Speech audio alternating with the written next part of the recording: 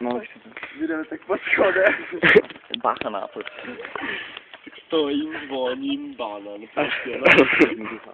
Protože vezme popravdu zvoní, tak ruku opře a prostě zvoní. A jem, na se ten dveře.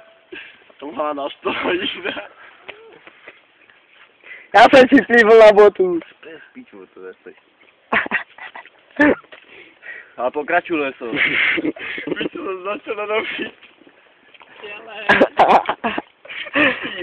To je moc malý, jak on spí. Lejsa, mluv to! To bylo fajné video. Lejsa, mluv! Já už dokuřovám, ale... Super. Dělej, bo dokuřovám, kurva. Já se nepamatuju. Já jsem na to přijde zapomněl. Ona zazvonila a co? Ty jsi zazvonil, tak?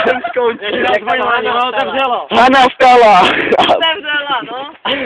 Jo, a úplně, co chcete, a Rostě, že? Úplně Rostě se tak postavila, opět. My chceme 27 korun od Karla, to úplně potřebuje od mámy. Ano, opět, stůjte. A Rostě úplně, ne, my to potřebujeme, úplně tak ho strčil, tady připučil kézdí to tak, ne? A otevřel dveře, šel úplně dovnitř. Já jsem úplně, víš, co se zval boty, už jsme se zůte, a opět, stůj! Stůj! Na mě, ne, jsem tak uhýbal, ne, šel jsem dovnitř. Stůj, opět, mám zaklepané ty dveře, mám zaklepané ty dveře, šalot. Pičo, typek vylezl úplně, no, on opět, lopeknici, hoď na člověka, veďte, volejte policajty.